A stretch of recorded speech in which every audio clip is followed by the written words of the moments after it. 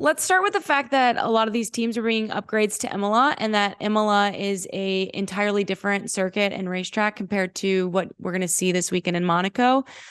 Lawrence, how do the upgrades that we were anticipating, particularly for Mercedes, because that obviously got the most hype from what they plan on bringing to Italy, how does that change things for teams bringing upgrades because they didn't get to implement them a week earlier in Imola?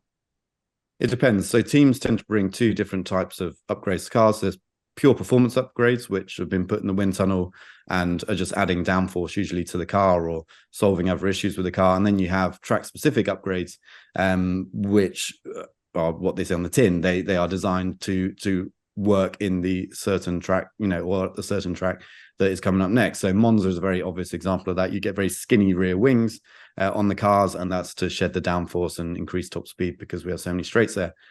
Now, with the Mercedes ones, well, those were pretty much all just performance upgrades, and they're also fairly fundamental to the car itself. So even though it would have been better to understand them at a track like Imola, where you would have had 3 practice sessions to get your head around it on a fairly normal track, they're still going to go to Monaco, and they're still going to be on the car in Monaco because in theory, they make the car quicker, regardless of the track. And because they're so fundamental, we're talking about front suspension here, we're talking about a change of the side pods, which completely changes the airflow around the car, and we're talking about a floor revision to go hand in hand with those as well. All of that should just be adding downforce, and the one thing you need at Monaco is downforce. Now, there may be a few other track-specific stuff which they already had planned for Monaco, which get bolted on as well. So there might be additional bits which are in Monaco and would not have been in Imola.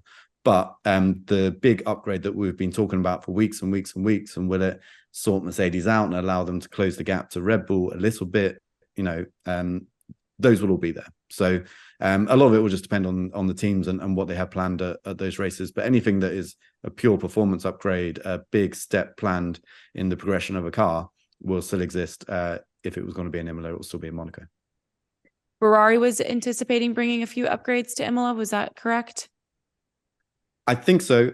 We didn't get we get a very handy sheet through from the FIA on the Friday of each race weekend that lists every single little bit they were going to do. Now, I think they were going to bring some pieces to Imola. I'm not entirely sure what they were and whether they'll be in Monaco. I suspect they will be. But then there was also some talk about Spain being a big one for them in terms of an upgrade where they were hoping to make big steps. So I would have thought anything that they had again for performance in Imola will still be on the car in Monaco. It'll just be harder to understand it and test it.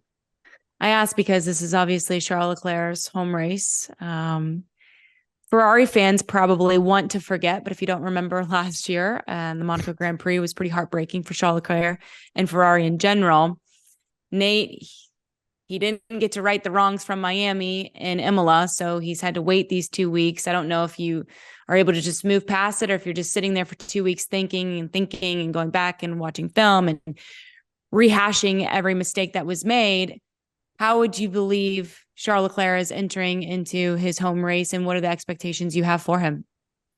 Yeah, well, I'd hope that this can be kind of a reset button moment for Charles this season, because you're right, had a pretty tough weekend in Miami. Imola, home race for Ferrari, was a really nice chance to kind of, get some good momentum going. Coming to Monaco, I mean, I guess he just went back to Monaco. I guess he's just been there for an extra couple of days than he would have been normally. But yeah, there's this curse that kind of exists around Leclerc. So for people listening who might not know that, Charles not only has he never won in Monaco in 4 F1 attempts, he's never been on the podium. He finished 4th last year when he was on pole. He got pole in 2019. 2021. But then he crashed at the end of qualifying, which ruined his gearbox, meant he didn't even start that race, which to me was the worst of all of them. And then he had incidents in 19 and 18, and even in 2017 when he was in Formula 2, he had 2 races, and he didn't finish either of them either. So he's literally never finished his home race. So I don't know with him whether, I think Charles can be, we know how self-critical he is. I don't know how much this kind of plays on his mind when he's coming up to this race, but you could tell last year that he places a huge amount of pressure on himself. I mean, he does that anyway, but I think for this race, he really, I know it sounds ridiculous to say, but because they want to win, drivers want to win all the time, but you can tell how much Charles Leclerc wants to win the Monaco Grand Prix. And you do feel that sometimes maybe that's not a great thing for a driver, but in his defense last year, there was no mistake really made. The error was on the Ferrari side. Really, it was the way the pit stops played out. Red Bull and Perez especially really caught people out. But Charles all weekend was fantastic and didn't really deserve to not even be on the podium. So I think he can take some solace from that coming back. And hopefully just the good vibes of that home race for him is enough to propel him forward. I think he's always been good there. And actually, I think that, we can get into this now, like the nature of Monaco always kind of brings the field closer together anyway, or at least it's a bit against what you've seen so far. Even though I don't think Charles is kind of as hotly tipped as he might have been in like last year or the year before for this race, I think he's still got a great chance of doing something, just purely because, if you can nail the qualifying lap, if you can get yourself really high up the grid, it's so difficult to overtake in Monaco. That can set the race, even if you're not the fastest race car. If you get yourself ahead of a faster race car, it's very difficult to get by. So, I think I would still be, rooting for Charles to at least get in the top three. And I think if he didn't, again, this curse is already a real thing, but the longer it goes on, the more we talk about it every year coming into it. So, I just generally hope for him and for Ferrari, it can be kind of a fresh start. He will have to slay the dragon that is the king of the streets, aka Sergio Perez, who has obviously had great success at this racetrack. A little drama at this racetrack. If you remember a year ago, it was revealed that some people from Verstappen's camp believe that Checo crashed on purpose during qualifying, and that did not end well for Max Verstappen. As you know, being P1 is an unbelievable advantage on this circuit. Lawrence, what are your anticipations from Team Red Bull? They should be on pole. They should win the race. That's the short. I was trying to give them more optimistic. version. There's a but. Sky Sports first broadcast there, so don't watch. There's a but. But if you look at where Red Bull have been in qualifying so far this year, the other teams have been much closer in qualifying than they have in the race. So if someone can get ahead, and we saw in Baku that Leclerc was able to qualify ahead of Red Bull. Guess what? Another street circuit. There's big differences between the two street circuits, but there's a reason to believe that the Ferrari could be quite good around Monaco as well. There's also reason to believe that Aston Martin will be quite good around Monaco. If Mercedes upgrades work, they could be quite good around Monaco. So it could take, it could happen. It really could happen. And if you look last year, when you think, how good the Red Bull was, well, as you mentioned, there was a little incident with Sergio Perez just at the end of qualifying that blocked the track with a red flag, and it meant that Max couldn't complete his flying lap, which may or may not have been good enough for pole position. We will never know. But that kind of thing happens in Monaco, and so that's why Verstappen was so upset about that theory that went around afterwards.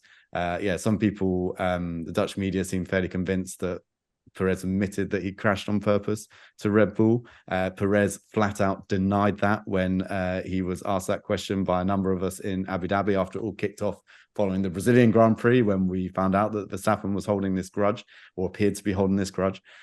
So all of that can happen at Monaco, which is why it's so exciting. And it's why, like Nate said earlier on, the Saturday at Monaco is one of the best days in the Formula One calendar, because you have all the drivers going flat out around a track where a tiny mistake leads to huge consequences, and you do occasionally get a mixed-up grid. And if we get that mixed-up grid, I don't care how good the Red Bull's race pace is, if it's stuck in traffic and the other teams don't mess up their strategy, then there's every reason to believe that the Red Bull won't be able to progress and win the race. And so we could have our first non-Red Bull victory of the year. So there you go. I was just trying to lay it out at the start that the reality is the Red Bull is the quickest car, but thank you, because it's Monaco, which often gets slated for not being very exciting, there is a real reason to believe that we could have a different result here. Listeners, viewers are sighing in relief. Now they will watch. Thank you for qualifying that. In case you don't recognize the new look McLarens on track, you will, but they have a new livery that they're bringing to Monaco to celebrate 50 years of the Triple Crown. It looks beautiful. Humble plug here. Our own Nate Saunders is going to sit down with Lando Norris, and they're going to have a conversation. So check back on all of our socials for that exclusive conversation when we drop it. But What kind of, I guess, pub is this, Nate, for McLaren bringing a little bit of rainbow was on there, I saw. They did a nice job with it. Yeah, when I first saw it, I wasn't a big fan, but I've seen it from the different angles, and it's growing on me. And I never, yeah, I never like criticizing one-off liveries too much, because one thing I've bored Lawrence to death with over the years is how much I think F1 teams should do an NFL kind of style color rush kind of thing, at different races. So I think it's always cool when teams try something different. It might not be exactly what you want it to be, but I think the one thing here that is a shame is that McLaren set the bar so high a few years ago with that Golf livery that they had at Monaco, that it's just so difficult to match that. But yeah, it looks nice, and obviously it's later that day, McLaren's best chance of winning something, I would say, on Sunday is probably not going to be in Monaco. Probably going to be the other side of the Atlantic, in Indianapolis, and the McLaren cars there are also running a kind of Triple Crown livery there as well. So exciting times for McLaren at the weekend. But who knows? I mean, we could see something surprising. We haven't seen McLaren cause too many upsets this season, but no, it looks good, and I think teams should be doing this kind of thing all the time. And just to explain the reason for the livery, because it looks a little bit messy, I think, especially with the Google Chrome wheels with the different colors. I'm not sure. But they just remember all your passwords as they're going around. So, but that's the thing. And as they move faster, you don't notice them so much anyway. They become blurred. But the reason for it is that they are celebrating themselves as the only team to have won a Triple Crown. And so the front of the nose cone is black. It might be bare carbon fiber. I don't know, I haven't seen it. And that references the 1995 McLaren F1 GTR that won the Le Mans 24 Hours. And then the middle bit is white, which is not particularly exciting. But if you look at the way the design is kind of locked together, there's chevrons, and those chevrons mimic the old Marlboro livery that used to be on the car when McLaren won many Monaco Grand Prix. But I think the first one was in 1984 with Alain Prost. And then the rear of the car is the papaya orange, which we've become used to in recent years on McLarens, but actually harks back to their original racing color and the 1974 Indy 500 Johnny Rutherford car that won the Indy 500 in 1974. So that's the reason for this weird mishmash. And I'm not sure it works that well. It's like all things, isn't it? When you're trying to bring three ideas together in one, it's always kind of a bit of a compromise. But at least it has some meaning to it. It's got its own kind of story, which for a team like McLaren, it's not been a great season. That's the time to lean on the history, right? To remind everyone that you were once great, you plan to be great again. So yeah, I think that's the thinking behind it. 60 years of McLaren as well, we should say. They've been around for 60 years. Yeah. A little bit of hodgepodgey is what I feel like you are describing to us. That was a much more succinct way of saying what we took a lot longer to hodgepodgey. No, but I like the detail. Hodgepodgey. I wish I'd said hodgepodgey now. I kind of feel.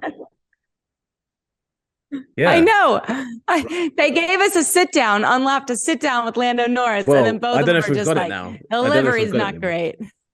we might find an email tomorrow morning being like, Lando's unavailable, guys. Yeah, exactly. While you guys were describing the livery, I was doing some calculations, and after I hit the trifecta from Imola, I am now winning as it pertains to their predictions. No, neither one of you are going to rebuke that. I'm just going to say that I hit it since we didn't even have a race. No. As it stands, Nate, you currently are top of the leaderboard. Lawrence, a close second, and then I am rounding out the bottom in third. Please give me your predictions for the Monaco Grand Prix. Lawrence, we'll start with you. Oh, I go first. I thought Nate went first because he's leading the championship. Or Katie, now that you put yourself at the top of the championship, maybe you should go first. Fair. Okay, I will. I'm going to take Sergio Perez. Nice. P1. Max Verstappen. P2. It's the big one. Are you going to end the curse, or are you going to Imola? Oh, I had Charles on the podium in Imola because I was hoping for some momentum. No, I'm not, Nate. I'm going to put Lewis P3. Oh, nice. Do we feel? All right, I'm going with it. Sergio, Max, Lewis. Boom. All right, Lawrence, now you. Okay. I'm going to go Leclerc P1. Ends the curve, qualifies on pole and sticks it there. Max Verstappen second, and then to stand any chance of getting a correct result here, Fernando Alonso third, because he always comes third, right? So there we go. Lawrence purely does head calculations. I do heart calculations. Okay, Nate. I'm not sure what you'd class this one. I don't know if it's head, heart, or something else. So I'm going to say third. I'm going to go in reverse order for drama. Third place, I'm going to put Sergio Perez. Okay. Second place, I'm going to say Charles Leclerc. Ends kind of, mildly ends the curse. And in first place, anyone who's listened to this podcast cannot be surprised that I'm going to say Fernando Alonso's winning the race. This is he's even tweeted the date. If you add the two numbers of the date together, it makes his race number. It's been almost exactly 10 years since he won a race. The stars are aligning. I thought that was a sarcastic ode to your drama. Wait, no, comment. sorry. Wait. His race numbers together. His race number's 5, isn't it? If you add the two numbers together, it will equal the race win that it will be for him. That's what I meant. The 33rd race win. Sorry. For a second, I could see Lawrence's brain just like flipping around 360 suddenly. As clunky as that was, do you still want to keep your top pick? Yeah, I feel like after the dramatic build-up, I completely ruined it. But yeah, no, absolutely. I'm saying Alonso, Charles, and then Perez. And then I guess Max, who knows where he'll finish. Very optimistic. I want to watch that race. That race sounds great. It does. I hope that hasn't set the bar too high for the race we're going to get, but who knows? We'll see. Thanks so much for watching ESPN on YouTube. And for more sports highlights and analysis, be sure to download the ESPN app. And for premium content and live streaming, subscribe to ESPN Plus.